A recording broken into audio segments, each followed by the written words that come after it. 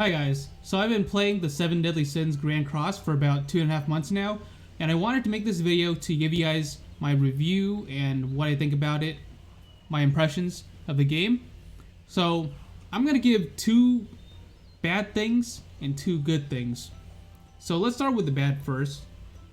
First of all, what I don't like is that this is not the most up-to-date version of this game, which is unfortunate because, you know, I'm an English speaker, I live in the United States, and the Japanese version is the most recent version of the game, the most updated, up-to-date version, right? So this global version, it's behind. So when you're playing the global game, the global version, you have to realize that you're playing a version that's behind the Japanese version, and I don't like that.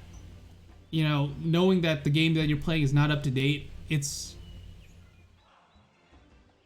doesn't feel like you're playing the complete game. It feels like you're playing a game that is missing a lot of things that another version of the game has. So I would see that as a negative. Now, another thing is that eventually it becomes a game where you're not really even playing the game anymore. It's really like an auto-play game after a while. A lot of players, what they find themselves doing in the later stages of the game is that For years, we've been in your neighborhood. they're pretty much just farming overnight and just leaving the game to just play by itself. I see that as a negative because I'm a gamer. I want to actually play the game. And the thing is, this game, it becomes a game where you're not even playing the game most of the time. You're just farming, auto-farming by itself, you're letting the game play by itself, and you're not really playing an active part in it. Like, many times I'm logged into the game, and most of the time in the game is spent just auto-farming, not even actually doing anything, but, you know, and I see that as a negative. I prefer a game where I'm having an active role in what's happening in the game, rather than just sitting and letting the game just play out by itself. And that's what I'm doing most of the time now. Now, let's get to the good stuff. One good thing about this game is that it's very free-to-play friendly. I've noticed that I haven't spent a dime on this game. I've spent 0 money, and I've been able to enjoy a lot of what the game has to offer. I don't feel like things are really stuck behind a paywall most of the time. I think the only thing that you really need, like, I don't know, it depends on what you want to get out of it, right? If you're going for PvP or just to fill up your box with all the characters and whatnot. Sometimes you can get unlucky and you roll and you don't get the character that you want. So I guess that is an aspect of it that can be pay to play, because you can use money to buy more gems and then have more rolls and gives you a higher chance to get what you want. But even if you don't spend any money, you can get a lot of gems per month.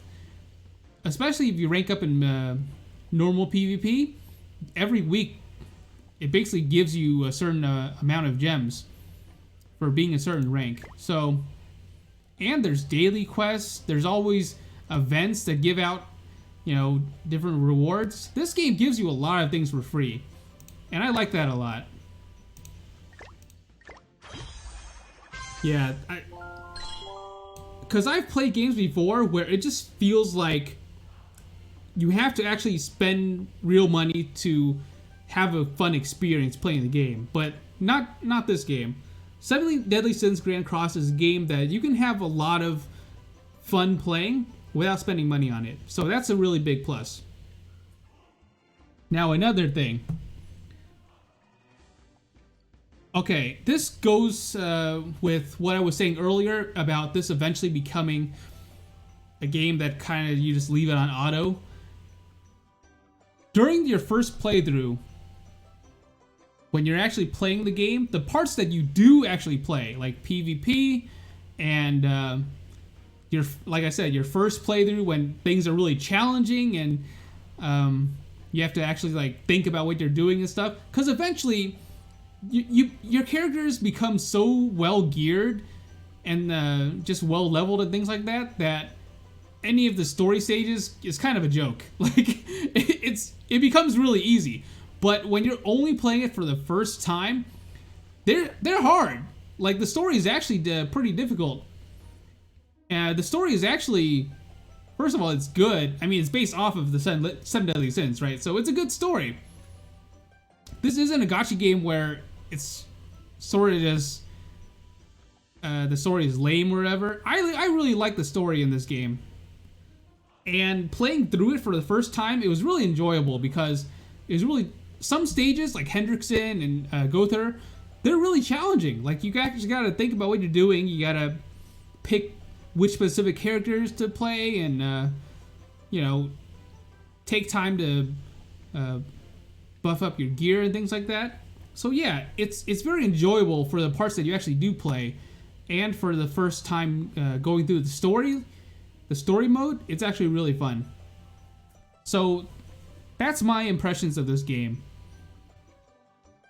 Yeah, I'm actually gonna quit because what's important for me is that I want to feel like it's a game that I'm actually being actively playing, right?